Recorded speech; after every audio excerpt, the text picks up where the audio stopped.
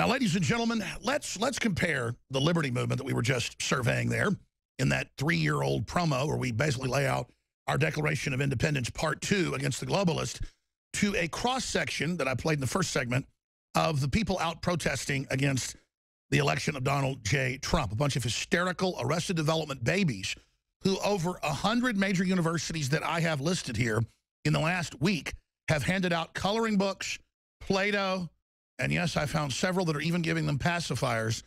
You have to understand, though, they're not joking. They want you to be Arrested Development, and the government is your mommy and your daddy. This is the plan. I've told you this for years, but they're not playing around. They're not playing games. Now in business, they're saying, don't even tell an employee that they're doing something wrong. That's a trigger. This is how you sabotage a country so you can't compete with China, where people chain their children up by the millions every day at power poles and light poles outside the factories, work 16 hours on average, and then come out and have one meal a day in a shipping container and then crap directly into rivers. The government could produce plumbing for them. They could have them in nice housing. They have entire cities that are completely empty, that the elites own, that are just sitting there empty as they use the farmer population that they're forcing off the land as total slaves. And if you call for the Chinese to not be total slaves, you are supposedly anti-Chinese. It is so incredibly cold-blooded. But let's compare the liberty movement and folks at the Trump rally to the dirty, ugly, stupid, lazy, disgusting, hateful 300-pound toddlers. Here it is. America!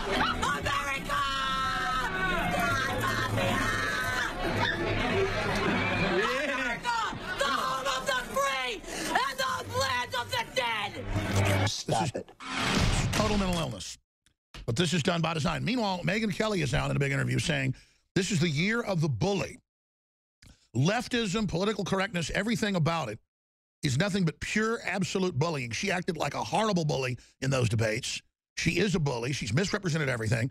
DrudgeReport.com is linked to it. Exclusive. Fox anchor Megyn Kelly describes scary, bullying year of the Trump. But going back to Drudge with the headline, it comes down to this. It's the year of her being full of bull. And that has a double entendre because I have described, and others have, Trump as a bull. The man is a bull. I don't go off horoscopes, but they say there's something to it, I guess. I guess I'm an Aquarius, bring and change the world. But what is the sign of Trump? I don't even know that. Is he a bull? Because, I mean, the guy is the living embodiment of a bull.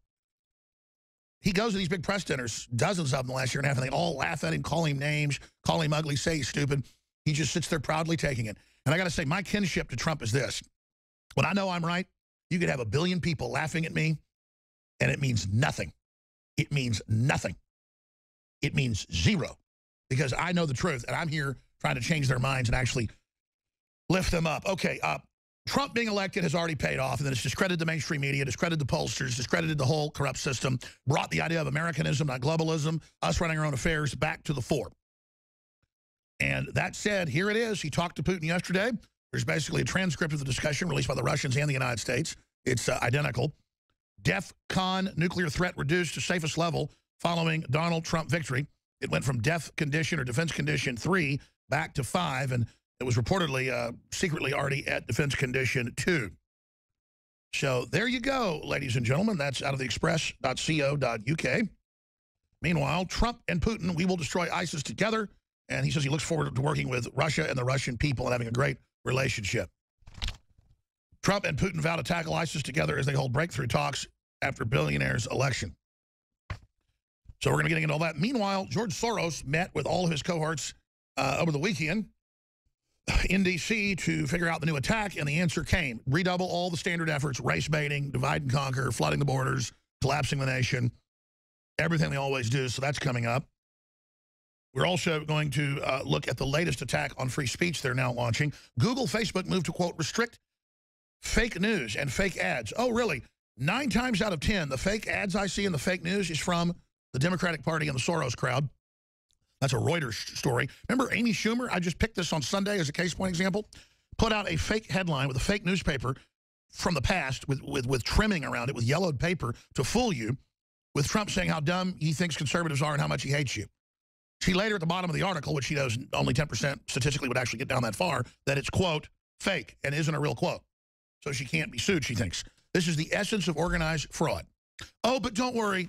The very same group now that engaged in all this deception and that allowed, for years, kill Donald Trump Facebook pages with hundreds of thousands of likes, they're now going to restrict free speech. They're announcing today. Twitter's announcing it as well. But let me get to the big news here. We've got one of the top experts in the world on global government joining us.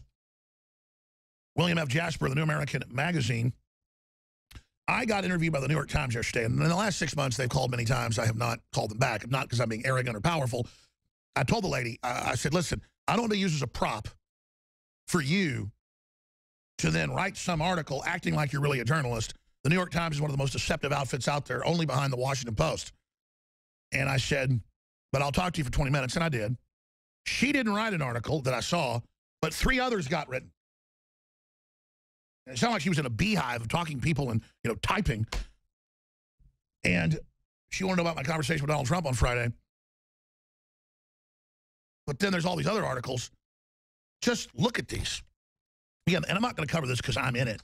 I'm going to cover this because it illustrates everything we're up against on every front, whether it's healthcare or sovereignty or taxes, the total wall of deception.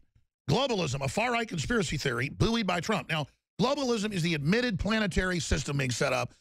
Davos calls it globalism. The EU calls it globalism. State Department calls it globalism. That's the world system. So this is like saying Alex Jones has a theory that a thing called the Pacific Ocean exists. Or Alex Jones has a theory that there's something called the continent of Australia.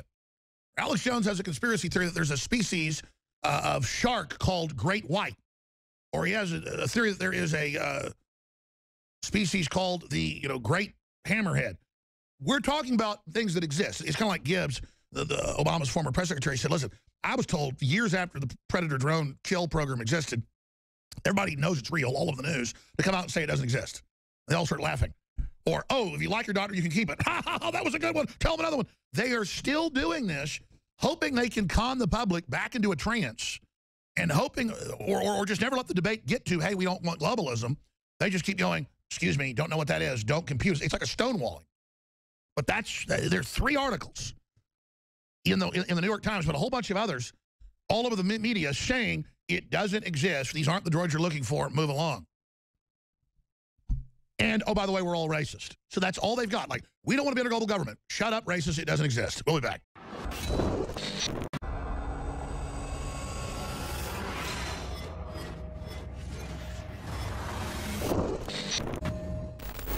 Look, I'm not going to sit here and say, see, I told you so, that communist Chinese-style net censorship was coming to the web, because it's already here. It's being announced. The way you keep the internet open and free is you get involved more than ever.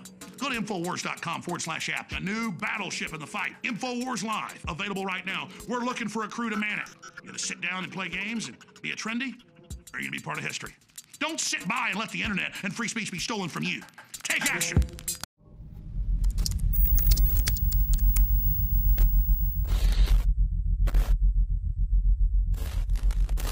Now, ladies and gentlemen, let's compare the liberty movement that we were just surveying there in that 3-year-old promo where we basically lay out our Declaration of Independence Part 2 against the globalists to a cross-section that I played in the first segment of the people out protesting against the election of Donald J. Trump, a bunch of hysterical Arrested Development babies who over 100 major universities that I have listed here in the last week have handed out coloring books, Play-Doh, and yes, I found several that are even giving them pacifiers.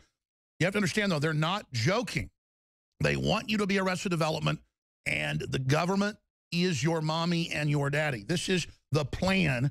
I've told you this for years, but they're not playing around. They're not playing games. Now in business, they're saying, don't even tell an employee that they're doing something wrong. That's a trigger. This is how you sabotage a country so you can't compete with China, where people chain their children up by the millions every day at power poles and light poles outside the factories, work 16 hours on average.